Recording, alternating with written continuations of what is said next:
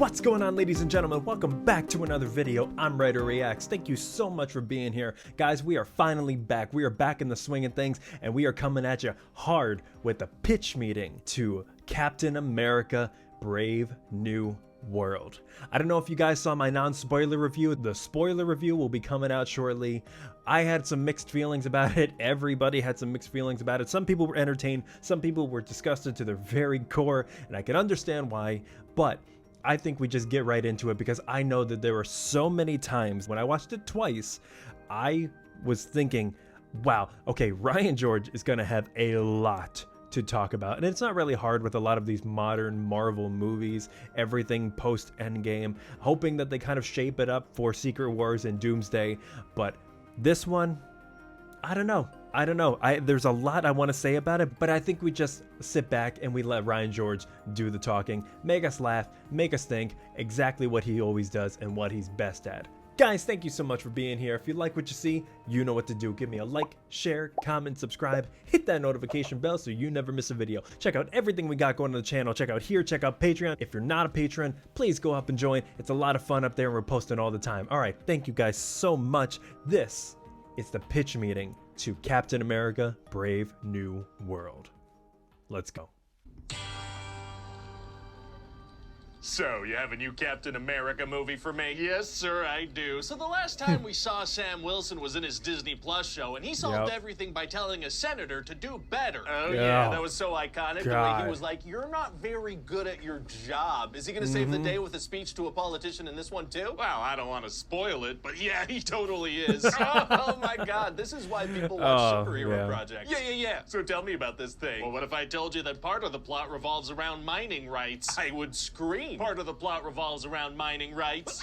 Oh my God, what kind of mining rights? Well, remember in the Eternals there was a giant celestial head that popped out of the earth and then we never spoke about it again? Yeah, we're finally going to talk about it now, thank you. And not referencing them again is part of the brand now. Right, well I figure we start tying up some of these loose ends, so turns out the celestial head is full of adamantium. That's the stuff Wolverine uses to stab people. It is, so the president of the United States freaking wants a treaty about this stuff. And who's the president? Thaddeus Ross, remember Harrison him? Ford. Yeah, kinda. And also remember Dr. Samuel Stearns from The Incredible Hulk almost 20 years ago. Oh yeah, we teased something about him back in the day, didn't we? We did, and in this movie, we're gonna pay it off. Let the tease ripen for a couple of decades, sure. Yeah, and so President Ross is a little sad because he's now estranged from his daughter Betty Ross. Remember her from The Incredible Hulk almost 20 years ago? Wait, is this a Captain America look straight sequel into the or an camera. Incredible Hulk sequel? Well, sir, that's none of your business. What? So anyway, Captain America and Falcon get invited to this summit by the president, and they bring that old super soldier Isaiah Bradley with them. Okay. But then during the summit, he and a couple of other people get mind controlled and try to kill the president. Oh no, how'd they get mind controlled? Well, turns out Stearns has a big old scrotum brain now, because he was exposed to Bruce Banner's blood in The Incredible Hulk almost 20 years ago. Did you say scrotum brain? And he's so smart, he can do all kinds of things, like calculate probabilities real good. Oh, so he's like always right about the things that are gonna happen? Rarely, if ever. Oh, okay. So Oh my anyway, God. Isaiah Bradley gets arrested, and this former Black Widow, God. who's the head of Ross's security, she stops the other mind-controlled people. Oh, that's cool. I'm gonna cast someone distractingly small to play her. Great. Wait, what? Why? So then what happens? Well, Sam starts to investigate, and he gets ambushed by that's so Sidewinder true. from the Serpent Society, Wow. who he had a little run-in with earlier in the movie. Okay. So then there's gonna be this cool action scene where it's gonna be like, oh no, is Captain America gonna be able to beat up this guy in his mid-60s? Is he? He is.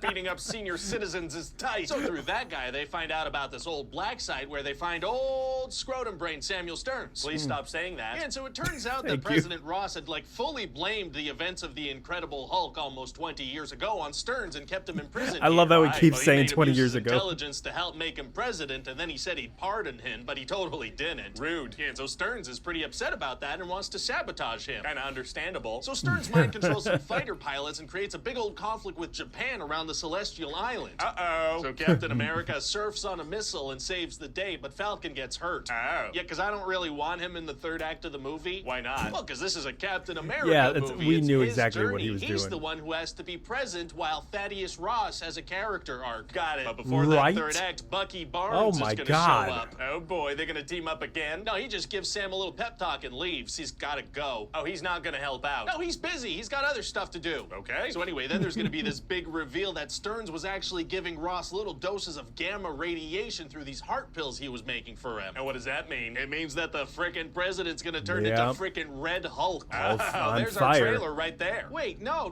There's our poster. There's our marketing. Well, this whole movie's kind of leading up to that as a big reveal. Big Red Hulk. Oh boy, that's a movie people want to see. That really takes the wind out of my air sails. Hulk smash! Okay, so anyway, all the Secret Service agents, they start shooting at the Hulk, but that's not doing anything. They just immediately start firing at the president. They do. Huh. So now Captain America starts fighting him, and he brings them over to these cherry blossoms where Ross said he used to go with his daughter. Okay. And he tries to talk him down, but it doesn't work. He is simply too angry and hulky. Yikes. Well, gonna be tough to beat him now. An actual Actually, it's Hulk. gonna be super easy. Barely an inconvenience. Oh, really? Yeah, because see, they're gonna fight a little bit, and then Sam's gonna talk him down. Didn't he just try that? Well, yeah, but this time it works. Why? Because. Well, okay then. So then he resigns as president and voluntarily puts himself inside that big raft prison, and his daughter's gonna show up to visit him. Well, if we're gonna have a Betty Ross cameo, why not have her be the one to show up at the cherry blossoms and have that be the reason the speech works this time? Hey, shut up. And so Stearns. Oh yeah, what happened with Stearns? How do they stop him? Oh, he turned himself in. He's all done. Oh, he did? Yeah, movie's done, so he stopped trying to do stuff. Well, that's nice of him. Oh, he is gonna have a post-credit scene where he's in the raft and he tells Sam, hey, did you know there are gonna be more movies in the future? Stuff's gonna happen. Very cool. Hey, should we have Bruce Banner show up since this movie seems to be wrapping up a bunch of his it would be nice. No. Okay. So what do you think? Oh, I mean, we've got Captain America. We've got a big old Red Hulk. I think Marvel is back, baby. Yeah, people are gonna go nuts for this. And if you've actually seen the movie, which I'm assuming you have, given the fact that you just watched this pitch meeting, one of the worst green screen scenes I have ever seen, and you know what I'm talking about.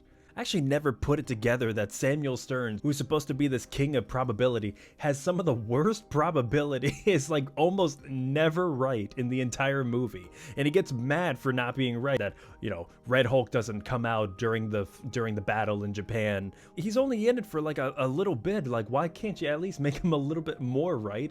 I mean, I guess like we're supposed to just believe that he was right most of the time before we saw him again now. But like, come on, man. Like, you can't start going on a losing streak now until, you know, you face Captain America. A lot of this stuff I thought exactly when I was watching the movie. I was like, this can't be right. Like, they just bring Bucky in to just say, hey, good luck, and then I'm out because I've got a campaign fundraiser that I got to do. And like, you understand, like, the fate of the world is at risk again. I mean, there were a lot of plot holes, there were a lot of loopholes that I feel like characters didn't get the love that they should have gotten. Like Sidewinder, my God, he was a fucking afterthought. And you know that he was just put in after the reshoot. So, and you can see clearly where the reshoots were and where the original film was. But like, they did their best, all things considered. They pieced together maybe a partially coherent story. It doesn't kill the momentum towards Secret Wars and Doomsday, but I will say it's not a fast track to it. There's still a lot of work that has to be done. I like what they did with Sam, but at the same time, I feel like they could just do more, and I feel like they've been beating a dead horse when it comes to his character, and they drew out his Captain America arc a lot through Falcon and the Winter Soldier, which not a whole lot of people watched. And then there were 5 years from Endgame to now, even actually 6 years now, where we finally get to see his own Captain America movie. And it's a lot, guys. It was a lot. Ryan George hit the nail on the head yet again. Another Marvel pitch meeting banger. The barely an inconvenience thing, I was like, yeah, I can't believe that Sam is talking down the Hulk after he just tried it and it didn't work. And this is the Hulkiest we've ever seen any Hulk be. Just rage monster, collapse, somehow on fire, and somehow burning through cloth when he's gripping things. Yet at the same time, he's still able to be talked down. I'm like, oh my God, are we really going to do a hey big guy, sun's getting real low moment? And he just does it. He's like, this isn't you, you're capable of changing, and you're different now, and hey, look at the beautiful cherry blossoms and not at the terrible lighting that we weren't able to match via green screen. Anyway, Ryan George is amazing. This upped my day so much. I can't wait to see what the next one is, and I know you guys can't wait to, because Ryan George just keeps putting out gold. Props to him. Thank you guys so much for watching. If you like what you saw, you know what to do. Give me a like, share, comment, subscribe. Hit that notification bell so you never miss a video. Check out here, check out Patreon. If you're not a Patreon, please join. Check out the merch store. We got a lot going on there. I'll see you guys for the next video. From one artist to another, stay creative, and I'll see you again.